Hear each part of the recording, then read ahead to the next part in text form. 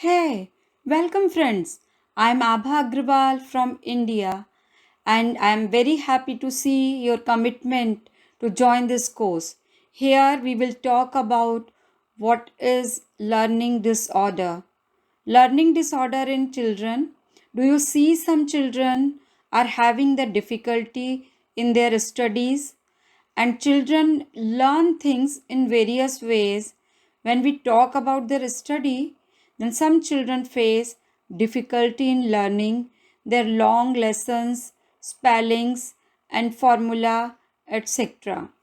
A learning disorder is an information processing problem that prevents a person or a child from learning a skill and using it effectively.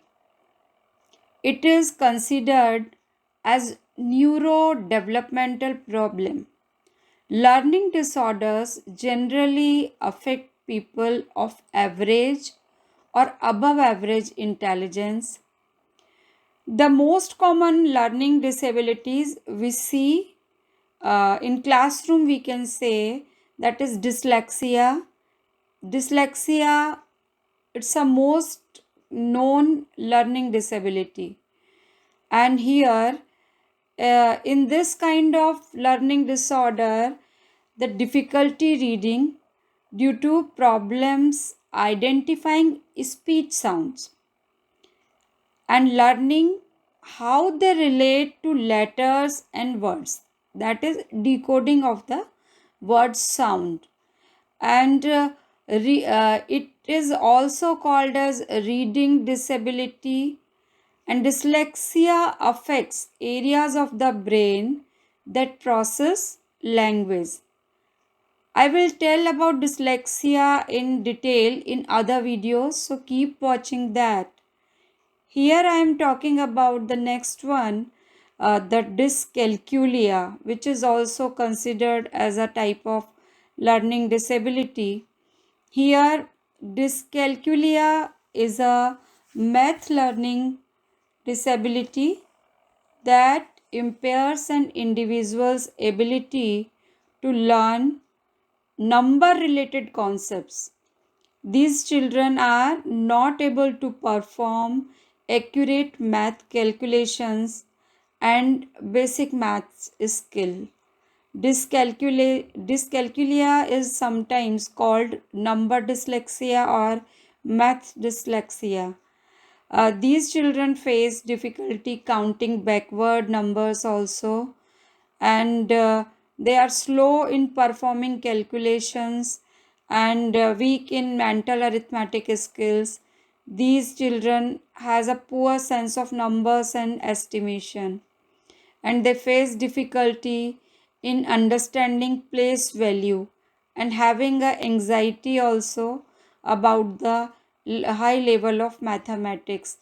But multi-sensory instructions can help these kids who are suffering from dyscalculia to understand the maths concept. The other type of learning disability is dysgraphia. In dysgraphia is a kind of learning disability that affects some writing abilities. It can manifest itself as difficulties with spellings, poor handwriting, trouble putting thoughts on paper, because writing requires a complex set of motor and information processing skills. So, dysgraphia, you can say that some children who faced the problem in difficulty spacing things out on a paper or within margins, they don't have the proper sense of leaving the space when writing, and inconsistency in letter and word spacing, poor spelling, including unfinished words or missing words or letters. So mostly they are wrist is unusual, unusual on or paper position while writing, and the unusual way of putting the notebook and their hand coordination, and they have the cramped grip which may lead to a sore hand. So these are the symptoms you can say for the children who are suffering from dysgraphia. Some kids with dysgraphia struggle with the physical act of writing, and dyspraxia is another thing, another kind of learning disability. That dyspraxia is a neurological disorder that impacts an individual's ability to plan and process motor tasks. Individuals with dyspraxia often have language problems and sometimes a degree of difficulty with thought and perception. Sometimes poor posture and fatigue, poor integration of the two sides of the body, and lack of rhythm when dancing or doing some exercise or aerobics, some clumsy gait and movement of the body. So, if the children are facing those difficulties with the learning disorders, then parents can help them with so many ways. What is the important thing? That first, the acceptance. If child is having the difficulty, parents should accept that and then celebrate the fact that all people have different things that they are good at and things that are harder for them, and it is important to recognize and appreciate everyone's strength as well as weaknesses. Praise efforts rather than outcomes.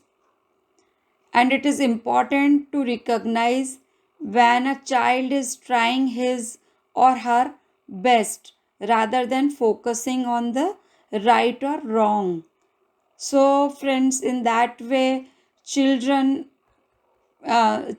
self-esteem will high, and they will try hard to achieve their goal whatever they want to, and provide breaks while doing the school homework to allow the child to relax and refocus. So in that way children will keep their interest in the work to complete slowly, but they will do it.